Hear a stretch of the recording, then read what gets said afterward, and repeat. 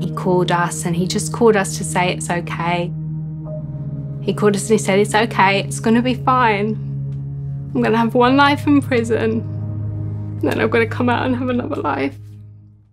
It does not matter whose hand held the gun. Everyone who joined in committing the crime is equally guilty. If one person commits a crime and others knowingly join in, joint enterprise allows them to be held responsible. For years, these families have been campaigning against law which sees people convicted of assault or murder, even if they didn't strike the fatal blow.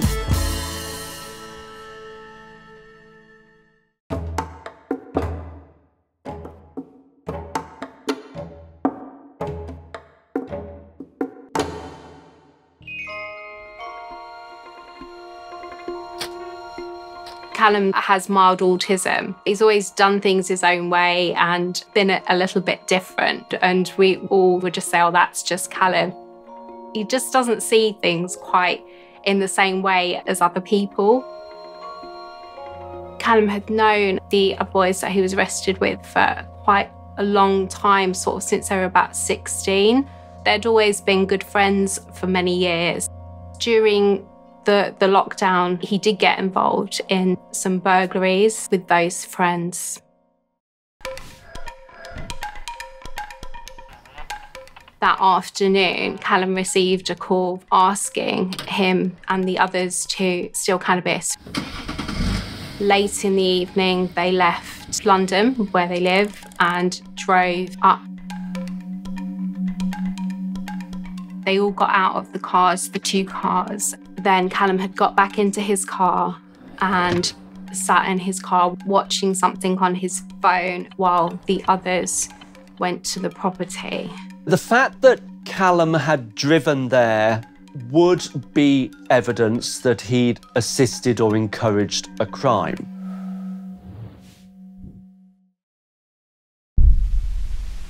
The agreement was that JP went to the rear of the property to gain access and he would let the others in through the door.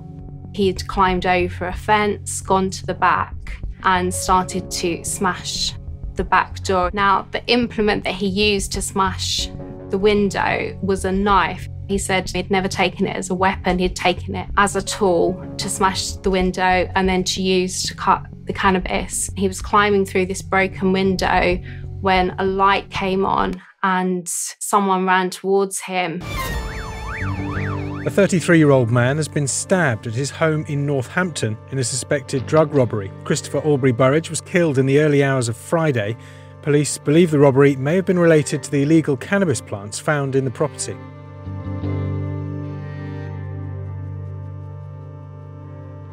Joel Cyrus, Calum Farquhar, Rakeen Leandra and Jordan Parker will all face trial at Northampton Crown Court next year.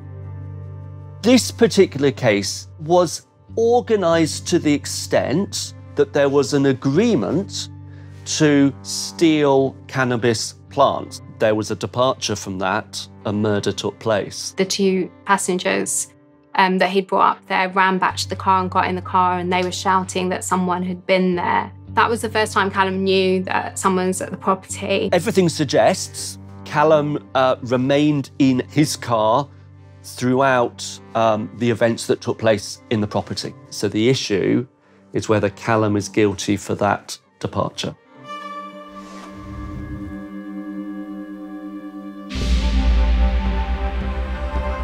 Calum got charged with possession of a knife, which was a bit of a shock and confusion. It was possession of a knife under joint enterprise. There was absolutely no evidence that Calum had touched, seen, or even knew about the knife. A conspiracy to rob is an agreement. They would use force or the threat of force in order to steal. And finally, Calum was charged with murder, even though the argument was somebody else committed the murder.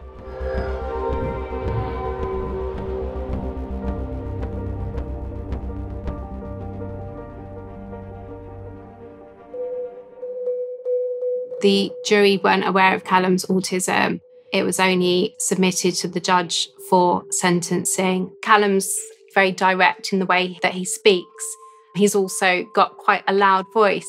I think things that let him down is he did turn to the family and say he was really sorry about what had happened, but where he doesn't show much emotion, he kind of did that in his same very loud voice that he'd been using to speak up so everyone could hear him, and that probably didn't come across quite as it was meant. I didn't even notice that myself. It was other families that said that to me afterwards, and I think that's because I know Calum and I know how genuine a person he is, and when he turned and said that, I knew that was because he genuinely meant it.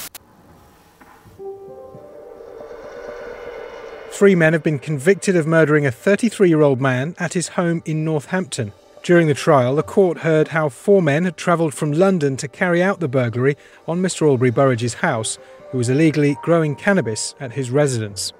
The 4th man, who drove to the robbery in a separate car, was found guilty of manslaughter.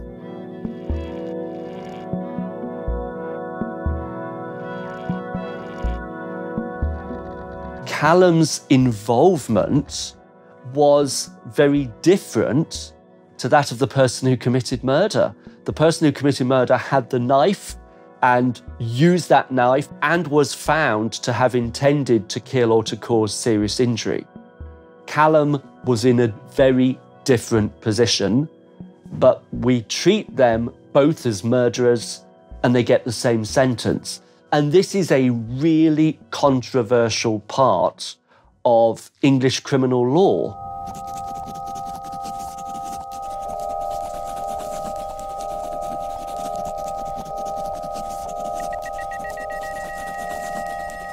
The judge said that the starting point was 30 years and that she was giving 4 years off for 2 reasons. 1, because it wasn't premeditated, and 2, because there was no intention to kill.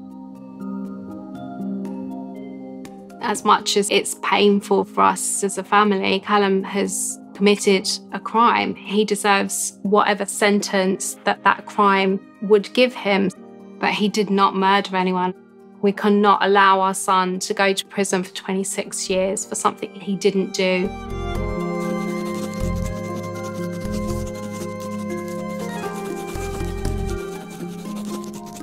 In a number of cases involving accessories, I think it is very clear that the accessory is not as responsible.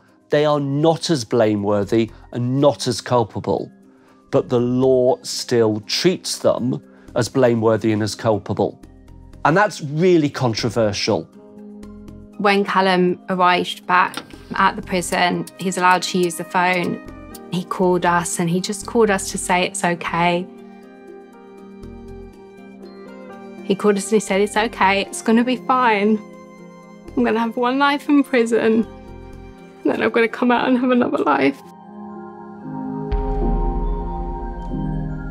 God, it's fucking precious, man. It is. Oh, you missed it!